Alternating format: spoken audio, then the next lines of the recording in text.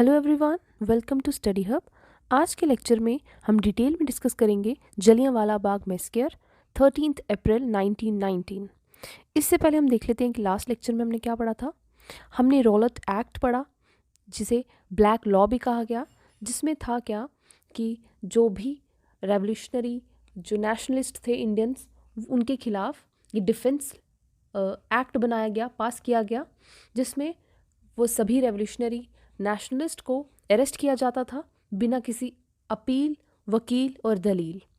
और the British government are free to arrest anyone.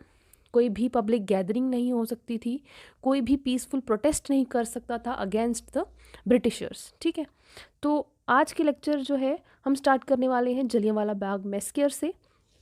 इससे पहले हमने ये भी देखा था कि 10 अप्रैल 1919 को पंजाब से कुछ जो मेन लीडर्स थे कांग्रेस के, डॉक्टर सत्यपाल मलिक और सैफुद्दीन किचलू, जिन्हें अरेस्ट किया गया, ठीक है, ब्रिटिशर्स के द्वारा अंडर रॉलेट एक्ट। ठीक है, सबसे पहले जलियांवाला बाग मैसेकर जो है, तो जलियांवाला बाग मैसेकर से पहले जो कांग्रेस लीडर्स अरेस्ट किए गए, इसके बाद होता क्या है कि 11 अप्रैल 1919 को पंजाब में मार्शल लॉ लगा दिया जाता है, जिसमें जनरल डायर को कमांड दी जाती है। ठीक है, तो जलियांवाला बाग के आसपास के जो लोग थे, कुछ गांव के लोग थे, वो बैसाखी के पर्व पर इकट्ठा हुए to condemn the arrest of 2 leaders, जो कि अंडर रॉलेट एक्ट अरेस्ट किए गए थे ब्रिटिशर्स के द्वारा। तो बैसाखी फेस्टिवल पे जो पब्लिक गैदरिंग कह सकते हैं या फिर पर्व मनाने के लिए कह सकते हैं, तो असेंबल हुए थे। वहाँ पे क्या होता है कि जनरल डायर ने अपने ट्रूप्स को ओपन फायरिंग करने का ऑर्डर दिया, जिसमें हज़ारों लोग जो थे वो मारे गए।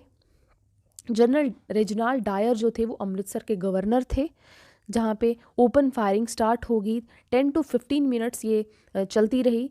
जब उनके पास सभी ख़त्म हो गए एम्यूनिशन, तो उसके बाद क्या होता है, ये जो फायरिंग है ये बंद होती है। तो इस ब्रूटली स्टंड दिस एक्ट जो था by general Dyer, this brutally stunned the entire nation and Gandhi ji called this Himalayan blunder. ठीक है, गांधी जी जो थे उन्होंने देश में फैले हुए इस वायलेंस को देखते हुए बहुत परेशान हुए, जिसके कारण उन्होंने कॉल्ड ऑफ कर दिया सत्याग्रह आंदोलन, जो कि उन्होंने पहले स्टार्ट किया था। कब कॉल्ड ऑफ किया?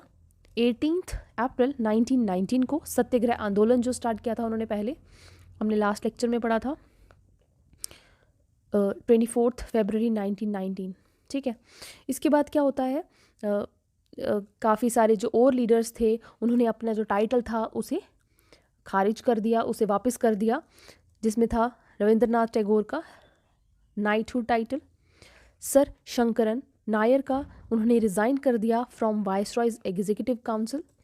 And Gandhi ji returned the gold medal, जो कि उन्हें Boer war, First World War के दौरान दिया गया था, केसरे हिंद का। ठीक है, अब जलियांवाला बाग मैसेकर के बाद क्या होता है कि कमेटी बैठती है 1919 में ही, जिसे कहा जाता है तहकीकात कमेटी।